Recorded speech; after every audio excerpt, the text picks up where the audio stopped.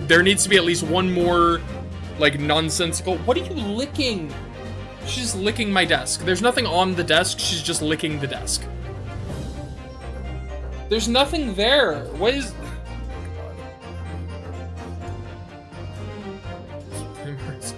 Time left anyways. Wow, damn. That's brutal. That is brutal, and unfortunately, the way a lot of people actually think, which is a little upsetting. Don't do that. Did it? Oh, congratulations, Mr. Naruhodo. Sad world. Oh my god, don't you get me started. So, as a result of the defense's summation examination, number of jurors' leanings have changed. 2 jurors call guilty against 4 now calling innocent. Bye. See you later. Hope you had a good time, kitty cat. Accordingly, the opinion of this court is divided.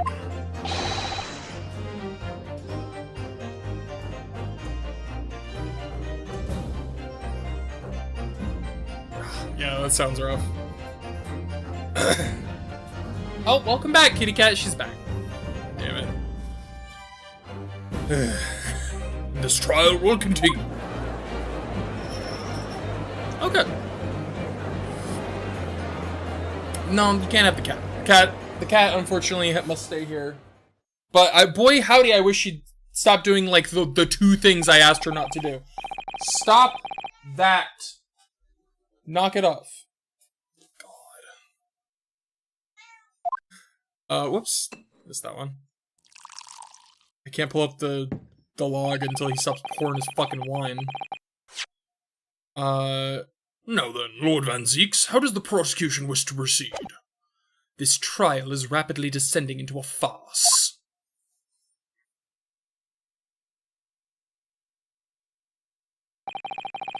Like a corked wine, the few sips are bitter enough. But what follows is so repugnant, it's good for nothing save the gutter. If I may, Lord Van Zeeks, what the fuck was that accent? That was not... If I may, Lord Van Zeeks. The defense has just put forward a credible alternative explanation for what happened. Something on my face? What do I have on my face? I was eating food earlier. Did I have food on my face? Credible. Is that your considered opinion, Mr. Ford? The defense's argument is Are my eyes?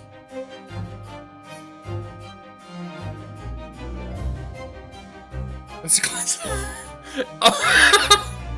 Yes, indeed. Unfortunately, I need these to see. If I could never wear them again, that would be certainly be ideal because I hate them and I hate wearing them. But unfortunately, I must. Defense's argument is a joke to which I barely know how to respond. But let me start by insisting. Stop that! Kitty cat, listen to me. Listen to me. I need you to stop doing that, please. Can you do that for me? Can you stop doing that for me, please? I'll look you in the eyes. Stare into your soul.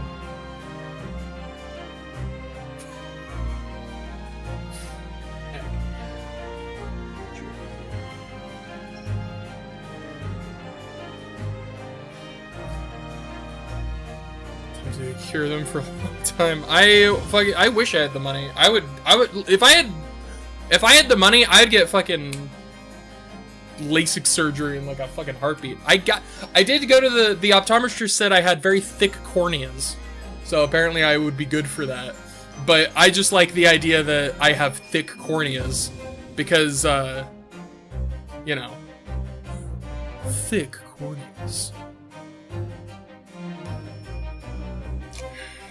Going to what, LASIK? No, I don't think I've ever done any. I haven't done any like things for my eyes. I remember for streams at some point for that. Oh no, that was a different. It was like a It was like a mental health treatment thing. I can't remember what the treatment is called, but yeah. Thick corny is what it got. That's what I'm saying. It's like there's something I would totally put that on like my bio on like any hell, I should put that on my fucking Twitch bio. Sky thick corneas. It's just so like there's something so like it's just true, but it's also just there's something so like complimentary about it. Like, yeah, I got thick corneas. Some thick ass corneas, baby. Alright. Thick corneas. To your girlfriend. Oh, I have. I assure you. She digs my thick corneas. Alright. The C's. Okay. Okay, I must insist that you must all familiarize yourselves better with the relative positions of those places being discussed. Okay, so he's gonna bring up exactly what I was thinking, which is if she threw the knife, it would not hit the victim in the back. It would hit the victim in the side. So. Corneas. Yo, my corneas are caked up. What do you mean by that? What's his angle this time? It's really obvious, actually. It should already be more than apparent, but between the crime scene and the Garadeb household runs a rather wide street, Briar Road. Which means that the distance from the Garadeb's house to the scene is some, yes, 15 yards. Okay, so he's not going for what I was thinking.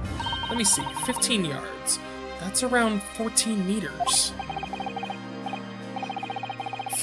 14 meters? Oh, that's a little farther than I'd imagined. And, as you ladies and gentlemen of the jury rightly noted as having a portentous significance, the fourth book was found in the victim's clutches. In other words, the smouldering book wantonly hurled by the lady of the house traveled some 15 yards to land on the opposite side of the road, neatly between the collapsed victim's fingers and thumb. Is that your final conclusion, my learned and deluded friend? And did the jackknife follow a near identical trajectory to plunge into the middle of the victim's back?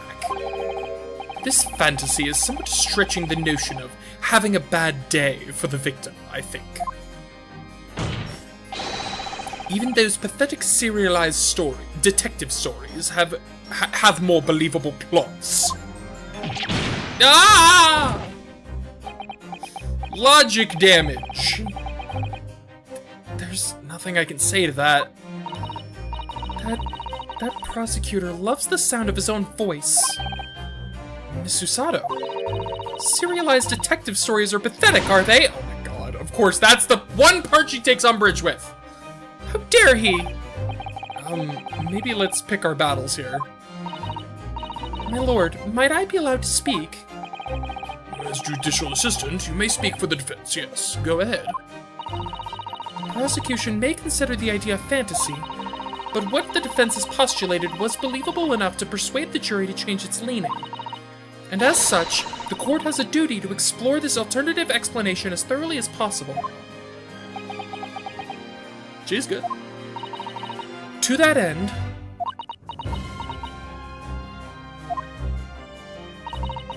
juror number 4, Mrs. Joan Garadeb, must be called to testify and submit to cross-examination.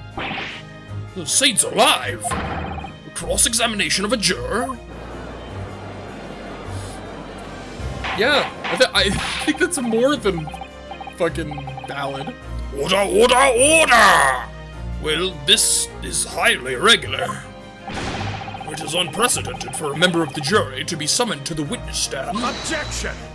Well, yeah, because you're not supposed to pick jurors that are, like, involved in the case. Isn't that the whole point of the jury? Is it supposed to be unbiased? And unnecessary. Lord Van Zieks? Oh my god, he did not clip. Oh my god. There are already witnesses in the stand whose testimony the defense may further cross-examine. If my learned friend's farcical theory has any truth to it, then both a burning book and a jackknife must have flown through the sky before this couple's eyes. And we must assume they would be able to testify accordingly. It's a path you've chosen for yourself. I respect. What say you, witnesses? I'm sleepy. Yes, sir! Constable Royally Beats reporting for duty, sir. Okay, I'm gonna be honest. I kind of love him. he's like I think he's my favorite character in this case. Like, of this case-specific characters. God, that's fucking annoying. I need to fix that. I'll fix that by next stream, I promise. He's the best. He's so funny, so relatable. He's just so fucking tired. Well, let's just be dragged around by his wife. Seriously, literally dragged by his fucking scarf. Good morning, officer. Sorry for dozing off until now, sir. I haven't slept for a month on account of a villain who's appeared on my beat, sir. Oh, so they are heroic, these London bobbies. Patricia, my darling, I've been neglecting you, but no more. Oh, Rolly, my hero, you make me swoon. Oh, God. I really hope she's not the villain. I get bad vibes from the wife. And I'm gonna be sad if it's like she did it and she's the villain that he was looking for. She's been overbearing and everything. Yeah, I get really bad vibes from her. But I hope I'm wrong. Very well, I hereby reject the defense's request. Oh. And order the witnesses in the stand to testify again. State forthwith before the court any details pertaining to the defense's alternative explanation of events. It's through the roof, yeah. Yes, sir! Oh my god, he's kind of adorable! Look at the way he's like chewing on the headband. It's adorable, it really is. Constable Beats report. This case has nothing to do with Mr. and Mrs. Garrett. Believe me, London Bobby is good for his word. You see, sir, the windows on the top floor of the Garrett house are top-hinged casements. Obviously, if anything had been thrown out of the window, we would have seen it. I did leave the scene to go and fetch help, but my trusty Rolly was there to make sure nothing was disturbed. Oh yes, the ever-vigilant definitely was not sleeping standing up. I didn't take my eye off the crime scene for one moment, sir. Nothing strange to report on that front, sir. Done some sort of crime? Well, this is quite startling. Top-hinged casement windows. That detail was not in the police report, Constable. Yes, I'm sorry about that. I must have been a little drowsy. You cannot excuse your sins with drowsiness every time, Constable. Give this man a fucking vacation, bro! No, sir! Sorry, but... what exactly is a top-hinged casement window? And you cannot excuse your ignorance with such trite remarks, my learned friend. What the fuck? He's asking what it is, bitch! Sorry, I'm taken. So, expand your harem! No harems here. Thank you very much. Of course, sorry. I found it, Mr. Naruhodo. Cast your mind back to the windows in Mr. and Mrs. Garredeb's room. Alright, I'll try. So the window opens in order to allow air to circulate inside the house. Buzz is a purely platonic mirror frame. Okay, thank you very much. But as it's a top-hinged casement window, it swings open along the upper edge, you see. Oh. I'm glad you've rectified your ignorance. A casement window's most prominent feature is its stay, a metal bar which prevents the window from being opened beyond a certain amount. It prevents it opening? This is all news to me.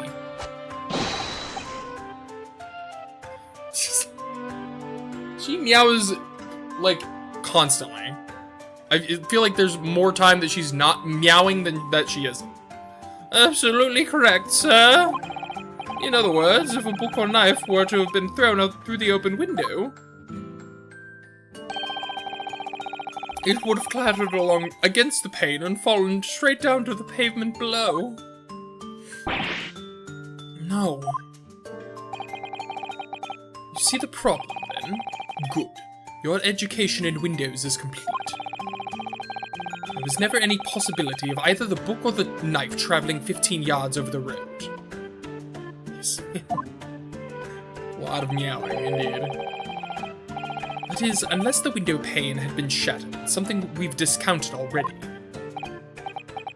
That can't be! I knew he was gonna say that. You see that, Rolly? That young Japanese man just collapsed in agony. Oh, yes, my darling, I saw it. I saw how he crumbled before me. Oh, Rolly, you're so strong! My Christ. How is this happening? I haven't even started the cross-examination yet, and already my argument's been destroyed. Counsel, if you could drag yourself upright again, the court awaits your cross-examination. My lord. Oh, good. Another desperate situation. The way of the meow. I have a veritable master over here. This case has nothing to do with Mr. and Mrs. Garrett. Believe me, a London Bobby's good for his word. Hold it! How can you say that for certain? A very good question, sir. And the answer is this. It has the noble founding principles of force written on it as a reminder of to all us policemen of our sworn duty. He showed us that before, didn't he? Did he? I can't say I remember. To patrol the streets of London town and uphold the peace of the common man is what the job's all about.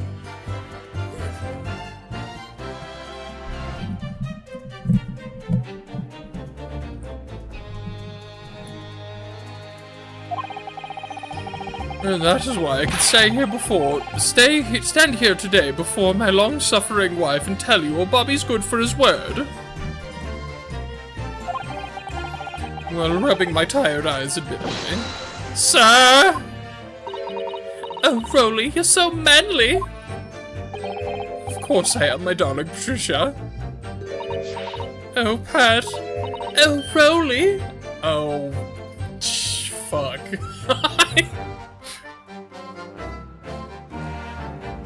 I'm blocking Buzz today. I'm not, it's true. I made a point of it earlier. I literally made a point of it earlier.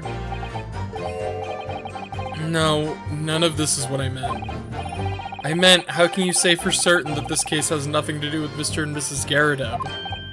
Oh, I see, sir. You should have said so earlier, sir. Yes, well, so could you answer the question? That was a waste of time, then. Absolutely, sir. I will answer to the fullest of my abilities, sir.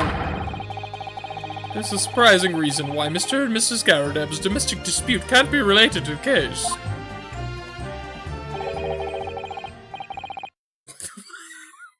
God, what are you... Literally what? Well, before I get into that, sir, just one thing. Yes?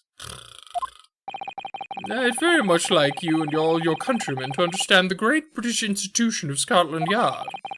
So I hope you take back some tales of us London bobbies and how we uphold our guiding principles.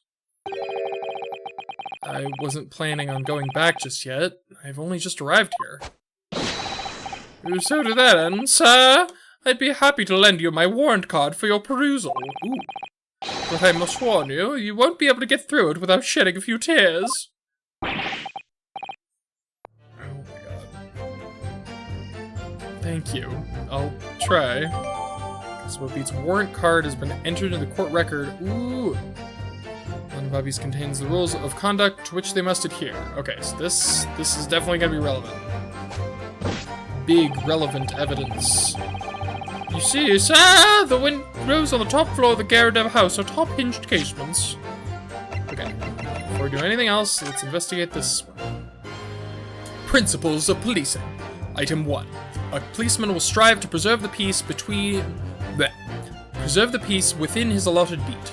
Item 2. A patrolling officer is expected to walk 20 miles around his beat every day for the furtherance of community relations. Metropolitan police regulations. Any crimes fall under the jurisdiction of the beat in which they are discovered. Item 2. When a crime is discovered on his beat, a policeman must assist with the oh my god, fuck my life. When a crime is discovered on his beat, a policeman must assist with initial investigations and help detectives. Okay. Let's try to preserve the peace. 20 miles. That's insane. Oops. Fuck. Hold it! Hold it. By which you mean they don't open fully, is that correct? Yes, sir. Just there to allow a bit of air through the house, you see. So they're restricted as to how much they open. And therefore, anything thrown out of the window from inside the room would simply strike the pane and fall to the street directly below. For clarity, allow me to mark the map. Here is the location where objects would have fallen.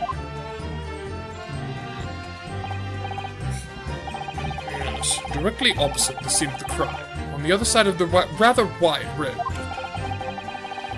Would it have been so hard for somebody to mention this top-hinged casement thing before? Well, I have another question for you, Constable. And what would that be, sir? How do you even know? Why would you have any idea what sort of windows Mr. and Mrs. Garradeb's house is furnished with? Ah, well, sir, that's very simple. You see, I helped with the investigation yesterday. Excuse me. Excuse me! Do you have something to add, Mrs. Beat? Sorry.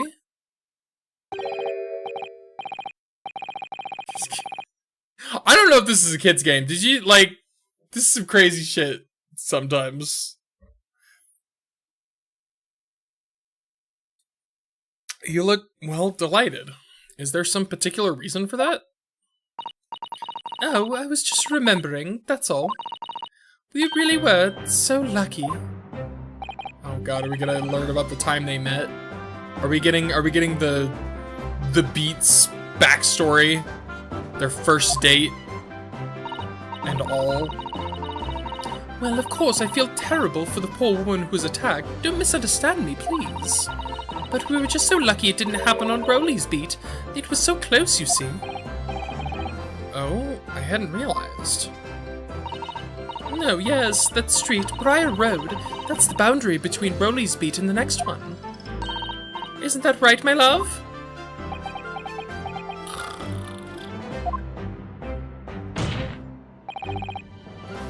Okay, that is true. He was sleeping right first met him, probably. Constable Beat.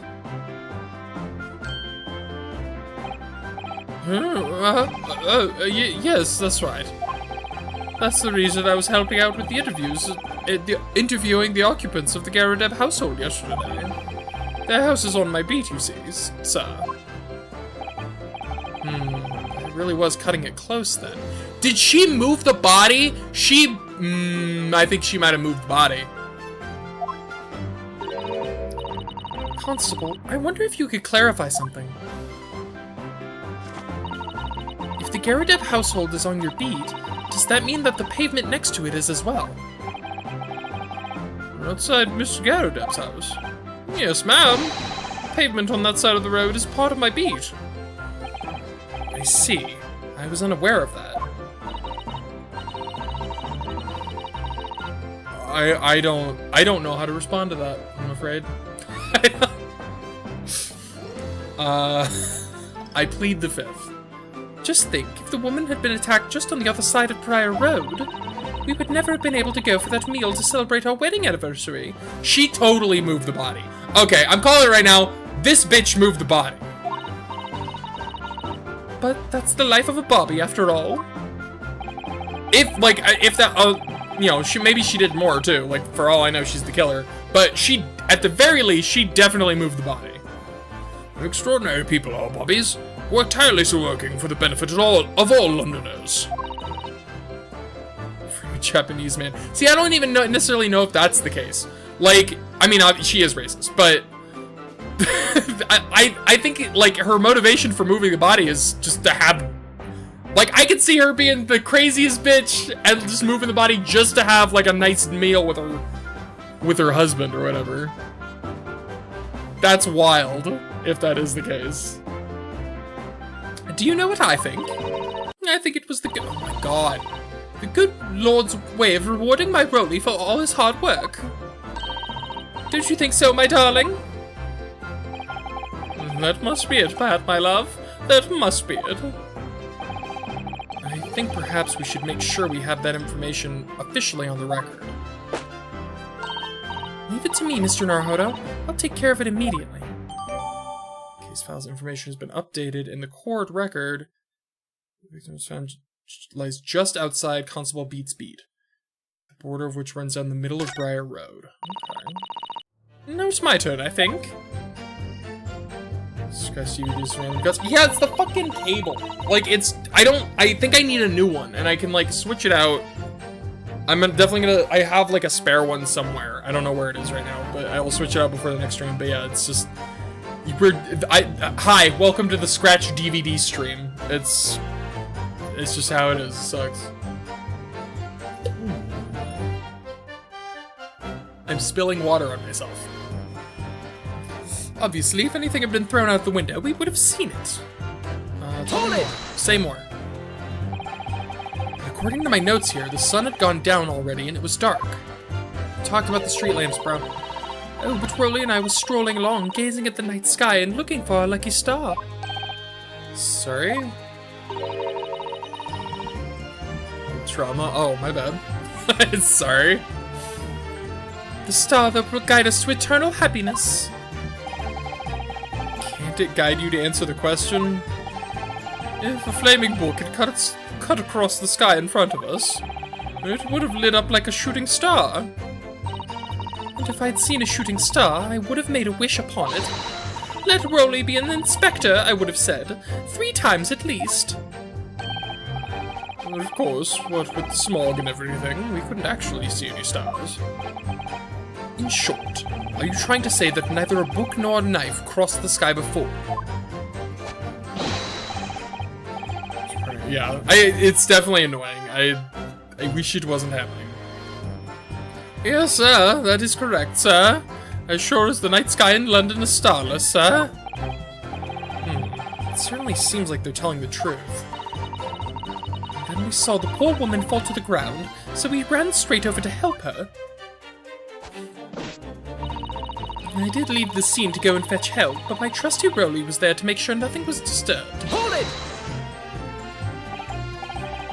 Yes, you said that you went to a nearby police box to fetch another officer, is that right?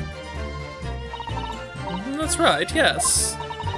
If it had been on Rolly's beat, I would have known exactly where I was going, of course.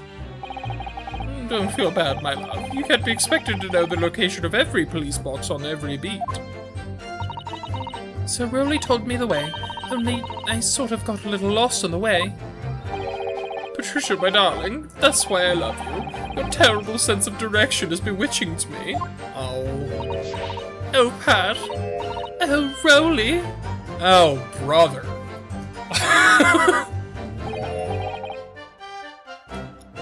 Oh, please. So, I suppose I was gone for about 15 minutes. But like I said, my Rolly was at the scene the whole time, making sure nothing was disturbed. I was off duty at the time, of course, but a true Barbie is never really off duty, sir. I didn't take my eye off the crime scene for 1 moment, sir. Nothing strange to report on that front, sir. Hold it! Nothing to report. That's correct, sir. I had my eyes wide open the entire time. Never looked away for a second. No one else approached the scene, and nothing was removed from it. I can swear to that on the yard's honor, sir. Really? That seems a little strange. Beg your pardon, sir? Strange, sir? That seems altogether regular to me. This burnt copy of The Lion's Pride was originally in the Garradeb household. So the question remains, how did it find its way into the hand of the victim? Can you shed any light on that, seeing as you were at the scene of the crime the entire time?